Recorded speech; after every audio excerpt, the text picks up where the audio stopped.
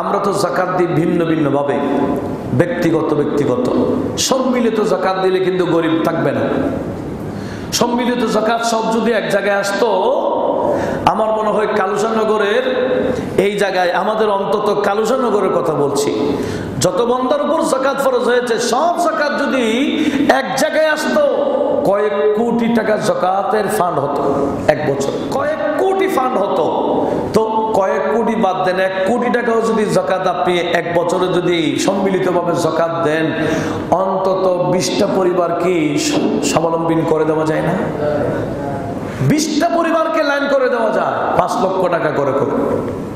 তো এক বছরে যদি 20টা পরিবার আপনি লাইন করে দেন, তো 5 বছরও কি এলাকার মধ্যে গরিব পাবেন?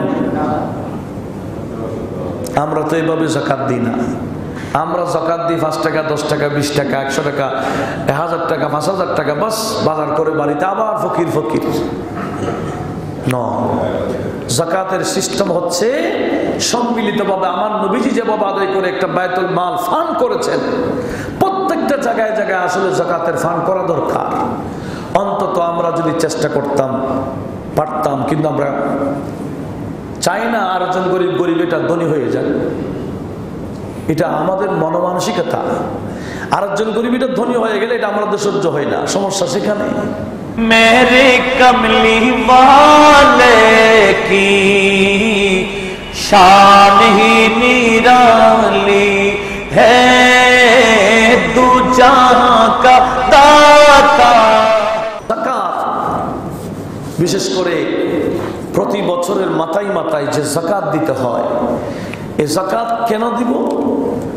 তিরমিজি শরীফ 618 নম্বর হাদিস, ইবনে মাজাতে 1788 নম্বর হাদিস। হযরত আবু হুরায়রা রাদিয়াল্লাহু তাআলা আনহু উনি নবীজির থেকে ইরশাদ করেছেন, قال আমার নবীজি ইরশাদ করেছেন, ইযা আদাইতা যাকাতা মালিকা ফাকাদ আকাদাইতা মা আলাইক। নবীজি বলেন, উম্মত তুমি যখন যাকাত আদায় করবা, তোমার উপর যা জিম্মাদারি, তখন তুমি জিম্মাদারি আদায় করে নিলা।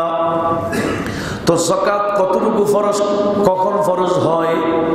তিরমিজি শরীফ 631 নম্বর হাদিস। তাও আবু হুরায়রা রাদিয়াল্লাহু তাআলা আনহু থেকে বর্ণিত, قال قال رسول الله صلى الله عليه وسلم من استفاد مالا فلا زكاة عليه। কোন বান্দা মাল অর্জন করেছেন, লাভবান হয়েছেন, হঠাৎ করে 1 কোটি টাকার মালিক হয়ে গেল, লা যাকাত আলাইহি, তার উপর যাকাত ফরজ হয় নাই, হাত্তা ইয়াউলা আলাইহিল হাউল ইনদা রাব্বিহি, যতক্ষণ ওই সম্পদের উপর 1 বছর অতিক্রম করবে না। জোরে বলুন সুবহানাল্লাহ। যাকাত ফরজ হবে না যতক্ষণ না সম্পদের উপর 1 বছর অতিক্রম হবে না। সেজন্য মাহে রমজানকে আমার নবীজি বেছে নিয়েছেন, বলে রমজানেই আমি যাকাত উত্তোলন করব। কেন? বলে অন্য মাসে যাকাত দিলে যত সওয়াব হবে, রমজান মাসে দিলে আমার আল্লাহ কমপক্ষে 70 ডবল বৃদ্ধি করে দেয়। সেজন্য মুহাসসালিন পাঠাইতেন নবীজি, যাকাত যারা উত্তোলনকারী, আমিলিনা আলাইহা, যেটার উপর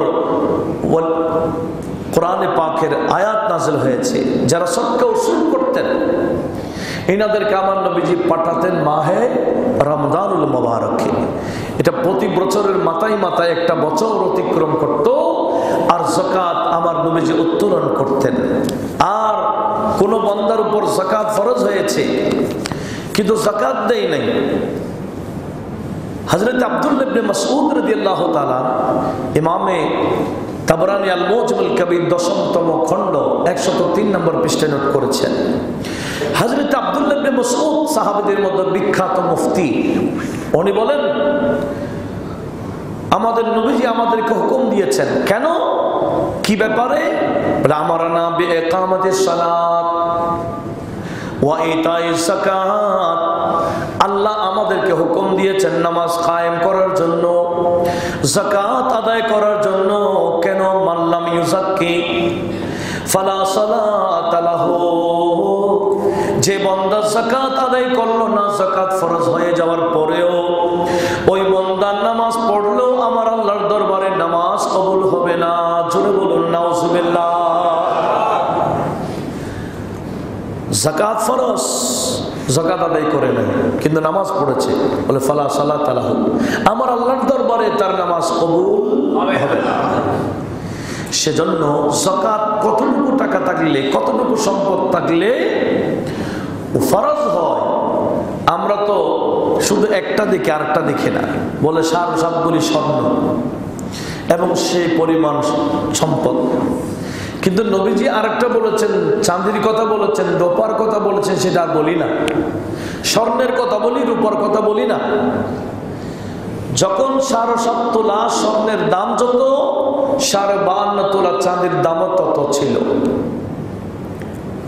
এখন তো অনেক পার্থক্য হয়ে গেছে, কিন্তু আমরা এখন স্বর্ণেরটা বলি, রূপারটা বলি না। রূপা কত? 52 তোলা। আর রূপার মানি দেড়হাম, স্বর্ণে মানি দিনার তৎকালীন। তাহলে এই বিষয়ে দু একটা হাদিসের পাক শুনি। হযরতে এই হাদিসখানা আবু দাউদ শরীফে প্রথম খণ্ড 220 নম্বর পৃষ্ঠায় নোট হয়েছে। ইমাম দারকুতনি নোট করেছেন দ্বিতীয় খণ্ড 92 নম্বর পৃষ্ঠায়। সেটা কি? হযরত আলী রাদিয়াল্লাহু তাআলা হাদিস বর্ণনাকারী, উনি নবীজির থেকে হাদিস বর্ণনা করেছেন। আমার নবীজি ইরশাদ করেছেন, হাতু রুবুল উশরি মিন কুল্লি 40 দিরহামুন ওয়ালাইসা আলাইকুম শাইউন হাত্তা তাতিম্মা মা 200 দিরহাম ফাইদা কানাত 200 দিরহাম ফাফিহা 5 দরাহিম ফামা যাদা ফাআলাল হিসাব যালিকা। একটা হচ্ছে দিরহাম বলা হয় রূপা বা চাঁদি থেকে যেগুলো হয়। নবীজি বলেন, তোমাদের মধ্যে কারো কাছে যদি কত থাকে? 200 দিরহাম থাকে। 200 দিরহামের উপর 1 বছর অতিবাহিত হয়েছে, তখন তাকে 200 দিরহামে 5 দিরহাম যাকাত দিতে হবে। 200 দিরহামে কয় দিরহাম? মানে 100 দিরহামে 2.5 দিরহাম। যার কাছে 200 দিরহাম থাকবে, তো যেখানে নবীজি স্পষ্ট ভাবে বলে দিয়েছেন 200 দিরহাম থাকলে এবং কি 200 দিরহাম পরিমাণ সম্পদ থাকলে 1 বছর ফরজ। এবার বলেন 200 দিরহাম মানে কত টাকা? সহজেই হিসাব হয়ে যায়। 200 দিরহাম যত টাকা হয়, সেই টাকা যদি জমা থাকে 1 বছর, তখন ওই টাকার উপর যাকাত ফরজ। 200 দিরহামে 5 দিরহাম হিসাব করে প্রতি শতে 2.5 টাকা, 1000-এ 25 টাকা। 1000-এ 25 টাকা হিসাব করে আমাদেরকে অবশ্যই যাকাত দিতে হবে। যাকাত দেওয়া মানে নিজের সম্পদকে নিজে হেফাজত করা। যাকাত দেওয়া মানে নিজের সম্পদকে নিজে হেফাজত করা। কেন? শুনেন, যে হাদিস কা নাম ইমামে নুরুদ্দিন হাইসামি মাজমায়ে জাওয়ায়েদের 3য় খণ্ড 64 নম্বর পৃষ্ঠা নোট করেছেন। আত-তারগিব ওয়াত তারহিবের মধ্যে আল্লামা মানজারি নোট করেছেন প্রথম খণ্ড 542 নম্বর পৃষ্ঠায়।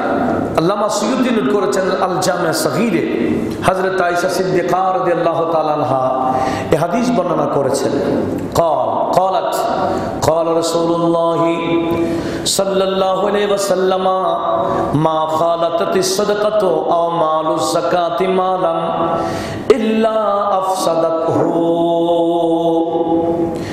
নবীজি বলেন, তোমাদের যে সম্পদের মধ্যে যাকাতের টাকা মিলে আছে, যতক্ষণ পর্যন্ত যাকাত ফরজ হয়ে যাওয়ার পরে, যতক্ষণ পর্যন্ত যাকাতের সম্পদ আলাদা করবে না, যাকাতের টাকাগুলো তোমার মূলধনের সাথে যদি লাগিয়ে থাকে, এগুলা আলাদা না করলে, শতকরা 2.5% যদি আলাদা না করো, এই 2.5 টাকার কারণে তোমার 100 টাকাও আমার আল্লাহ ধ্বংস করে দেবেন। জোরে বলুন নাউজুবিল্লাহ। এই 2.5 টাকা আলাদা না করার কারণে মূলধন সহ নষ্ট হয়ে যাবে। একটু জোরে বলুন না নাউজুবিল্লাহ। আমরা দেখি হুট করে আগুন লেগে ধ্বংস হয়ে গেছে, বাতাস এসে উড়াই নিয়ে গেছে, একদিনে এক রাতে ফকির হয়ে গেছে, বলে কিচ্ছু হবে না। যদি হিসাব করে পাই হিসাব করে যদি যাকাতটা আমরা আলাদা করে দিই, তখন বাকি সম্পদটা আমার আল্লাহ কুদরতি ব্যবস্থাপনায় হেফাজত করে রাখবে। আমরা আপন আপন সম্পদের হিসাব করি, কার কত আছে, 2.5% আমরা যাকাত দিয়ে ফেলবো, যাতে বাকি অংশটাও আমার আল্লাহ হেফাজত করে। দেখেন আরেকটা রওয়ায়াত আমি আপনাদেরকে শোনাচ্ছি, যেটা হযরতে ফারুক আযম রাদিয়াল্লাহু তাআলা নবীজির থেকে ইরশাদ করেছেন। হাদিস কানা মাজমুয়ে যাওয়ায়েদ রয়েছে, তারগিবে তারহিবি রয়েছে, কানজুল উম্মাল রয়েছে, কাশফুল খাফাতে আল্লামা আজলুনি নোট করেছেন। সে হাদিসটা শুনুন। আমার নবীজি বলেছেন, মা তালাফা মালুন ফি বাররিন ওয়ালা বাহরিন। বার বলা হয় স্থলভাগে, বাহার মানে সমুদ্রে ভাগে। স্থলভাগের সম্পদ, সমুদ্রে যারা ব্যবসায়ী বিভিন্ন মাল এদিক সেদিক আনা, জাহাজের মাধ্যমে শিপের মাধ্যমে আনে, এভাবে আদান প্রদান করে সমুদ্রের মধ্যে হোক স্থলভাগে হোক, সম্পদ নষ্ট হয় না। মা তালাফা মালুন, মাল নষ্ট হয় না। কিভাবে হয়? ইল্লা বিহাবসিজ যাকাত, হিসাব করে যাকাত না দেওয়ার কারণে স্থলভাগের সম্পদ নষ্ট হয়ে যায়, ওই সামুদ্রিক পথের সম্পদ নষ্ট হয়ে যায়। জোরে বলুন নাউজুবিল্লাহ।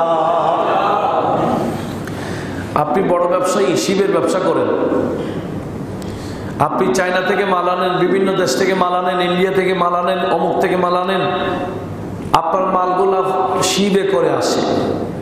তবে মনে রাখবেন, আপনার সে মালগুলো, সম্পদগুলো বছরের মাথায় মাথায় যদি শতকরা 2.5% যদি যাকাত আলাদা করে ফেলেন, যতই কঠিন তুফান সমুদ্রে চলুক না কেন, আপনার শিব আমার আল্লাহ হেফাজত করবে। আর আপনি যদি যাকাত না দেন, সমুদ্র যত নরমাল থাকুক, নরম থাকুক, ঢেউ না থাকুক, এরপরও আপনার শিব নিরাপদে কাছে আসতে পারবে না, ডুবে ফেলবেন কে? এটা আল্লাহ নষ্ট করে দেবে। সম্পদ দুনিয়াতে নষ্ট করে দেবে যদি যাকাত আমরা আদায় না করি। বিশেষ করে আমাদের মা বোনদের ঘরে যারা মা বোনরা আছেন, অনেকের স্ত্রী আছে, অনেক স্বর্ণের মালিক, তারা এমনি ফেলে রেখেছেন কিন্তু যাকাত দেয় না, এরকম আছে না? কারণ বিয়ের সময় অনেক স্বর্ণ নিয়েছিল, 20 ভরি 15 ভরি, এগুলো তো আছে।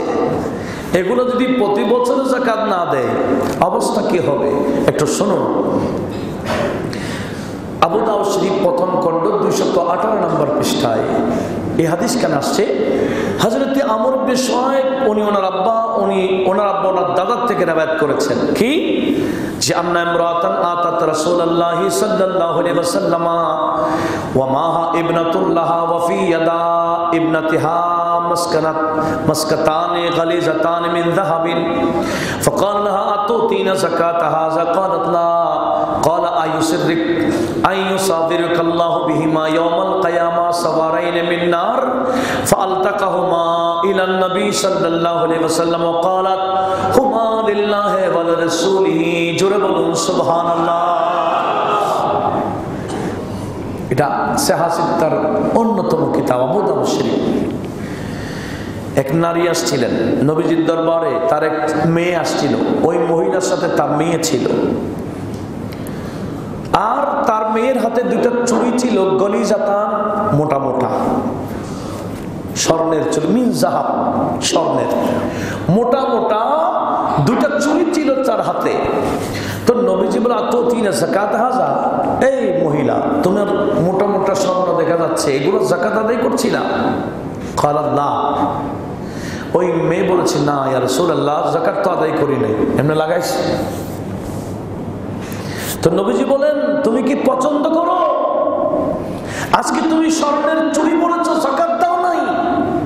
তো এই যাকাত না দেওয়ার কারণে কিয়ামতের ময়দানে তো তোমার হাতে আল্লাহ আগুনের চুড়ি পরাই দিবে। তো তুমি কি পছন্দ করো তোমার দুনু হাতে আল্লাহ আগুনের কয়লা পরাই দিক, আগুনের চুড়ি পরাই দিক? বলে, না ইয়া রাসূলুল্লাহ। এই কথা বলতে মহিলা দুনুটা খুলে বলে, ইয়া রাসূলুল্লাহ, আমি সরাসরি আর রাখবো না, এগুলো আল্লাহ এবং রাসূলের জন্য দিয়ে দিলাম। সরাসরি সদকা করে ফেললেন।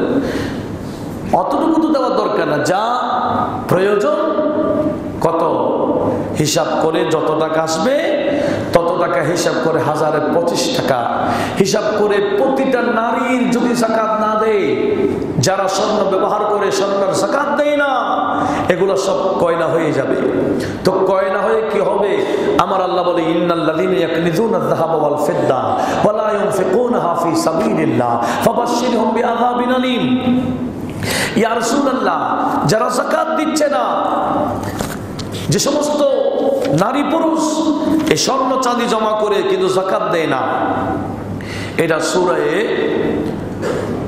তওবা 34-35 নম্বর আয়াত।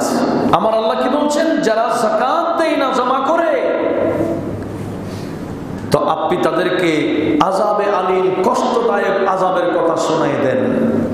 ইয়াউমা ইউহমা আলাইহা ফি নারে জাহান্নাম, সেদিন জাহান্নামে সে এই স্বর্ণগুলাকে গরম করে কি করা হবে?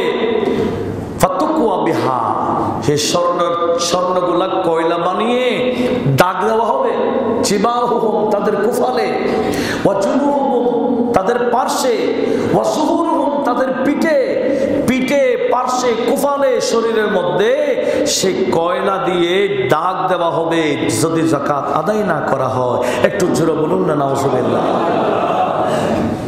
যাকাত আদায় কেন করতে হবে? সূরা তওবা 103 নম্বর আয়াতে আমার আল্লাহ বলে, খুস ইয়া রাসূলুল্লাহ, আপনার উম্মত থেকে আপনি নিয়ে নেন। কি নিবেন? মিন আমওয়ালিহিম, তাদের সম্পদ থেকে সাদকা, যাকাত। যাকাত নেবেন কেন? তুতাহহিরহিম ওয়া তুতাহহিরহুম বিহি ওয়া তুতাহহিরু ওয়া তুযাক্কিহুম বিহা। ইয়া রাসূলুল্লাহ, খুয মিন আমওয়ালিহিম সাদকাতান, আপনি তাদের থেকে সদকা যাকাত নিয়ে নেন। তুতাহহিরহুম ওয়া তুযাক্কিহিম বিহা, আপনি যাকাত আদায় করার মাধ্যমে আপনি তাদেরকে পবিত্র করবেন, তাদের সম্পদকে পবিত্র করবেন, তাদেরকে পবিত্র করবেন। যাকাত দেওয়া মানে নিজেকে পবিত্র করা, যাকাত দেওয়া মানে নিজের সম্পদকে পবিত্র করা। উচ্চ আওয়াজে বলুন সুবহানাল্লাহ। নিজেকে জাহান্নামের আগুন থেকে পরিষ্কার রাখা, পবিত্র করা, নিজেকে পরিত্রাণ করে দেওয়া। আর সম্পদগুলাকে পবিত্র করতে হবে। আমরা মনে করছি আমার ব্যাংকে আমার টাকা, এটা আরেকজনকে দেওয়ার কি প্রয়োজন? আমার আল্লাহ বলে বিষয় সেরকম না। বিষয় কি? সূরা মাআরিজ 24-25 নম্বরে আমার আল্লাহ বলেছেন, ওয়াল্লাযীনা ফি আমওয়ালিহিম হাক্কুন মা'লুমুন লিস-সাইলি ওয়াল মাহরুম। আল্লাহ বলেন, বান্দা, টাকা অর্জন করেছো তুমি, ব্যাংকের অ্যাকাউন্ট তোমার, তুমি মনে করেছো সব তোমার টাকা।